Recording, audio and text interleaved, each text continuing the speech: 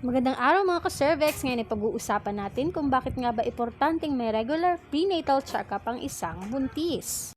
Ang minimum prenatal check-up ng isang buntis sa kanyang buong pagbubuntis ay at least 4 prenatal visits. Pero kami sa aming clinics is nagpapabalik kami ng aming pasyente every month para po na monitor namin ang kanilang pagbubuntis buwan-buwan. Siyempre, sa unang encounter sa aming mga pasyente is tinatanong namin mga kanilang mga personal information like name, age, address, at ang kanilang past and present history ng kanilang pregnancy. Ang ilang pagbubuntis na ba nila ito?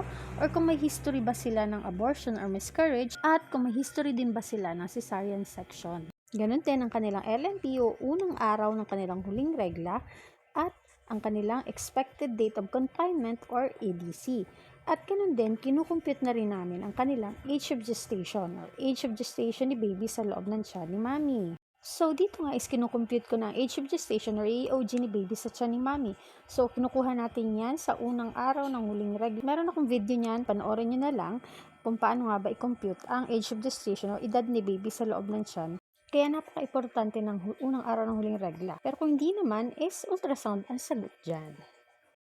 Kasi yung ganito malaki. 2.5. 2.5. Loob na loob din siya niya. Ang dami pang space. Yung pwedeng ilagay. Pero natigas-tigas na siya. Ito naman ay ulo nakakapa. Maliit lang pala siya. Paloob na loob po. Ito po na kumain. Kaya nag-diet ka naman na sobra. Hindi may sobra ha. Ano yung sobra late na siya baby? Saan? Sa center? Mga matatanda. Ito mo kalit late, 26 cm na. Ano ito, 37 weeks ka na. Baka yung mga sobra.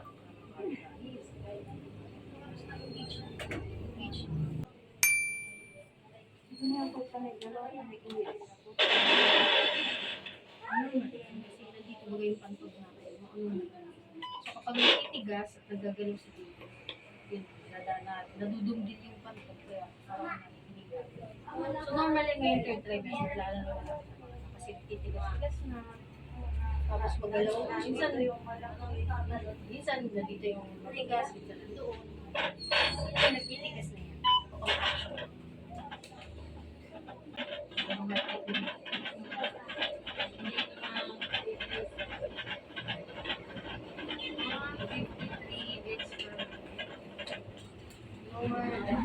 So, next week na tayo guys.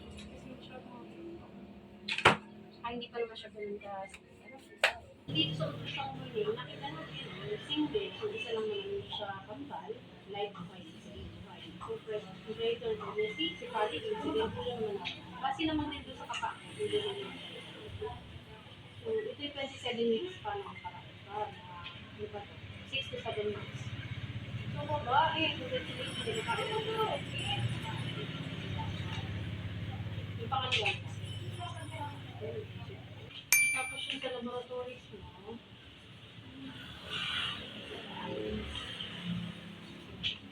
yung CBC mo is normal naman. Kasi yung pinag-iwan ng range ko. Tumatapos normal. So, okay lang yung CBC. Kasi yung analysis, wala rin naman nakita ba. So, okay. Normal ang lahat ng mga test. Tapos, babalik ka sa akin next week. Kumusta ang kain? Masyadong mag-init. Nasanay na. Okay lang naman. Basta masustansya ko. Butas, isda, yung malalamig, yung maalat, matamis, mataba, malamis, soft drinks, kape, success, dapat ito yung tubig lang na hindi malamig na tubig lang. Tapos, yata, mas maganda sa gabi, bago ka matulog, yung maligam-gam lang para mag-relax yung tapos huwag ka magparag sa cellphone bago matulog. Nakatulog ka pa ng maayos.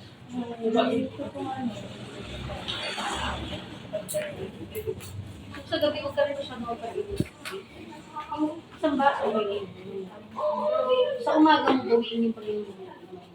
Sa gabi, huwag masyado kasi madami ka inom sa gabi, ihi ka ng ihi, hindi ka na makakatulog. Ay, pag baga napagising ka, minsan yung mga buntis, hindi na sila makakatulog. Kaya yung pinag-ihi ko na mga alis sa tabi.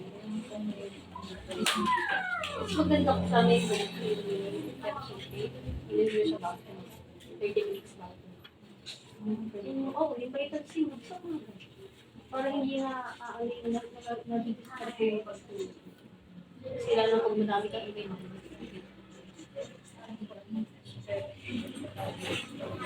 maganda siya.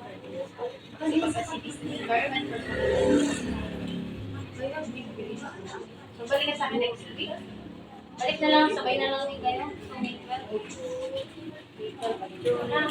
Tapos, lakad-lakad. Parehas kayo. Lakad-lakad. Pero kung pagparatigo, mga mas maganda may mga may activity kayo. Sa umaga, sa hapon, dito pa kaya malilong na. Mas ka na siya. Matulog na maaga.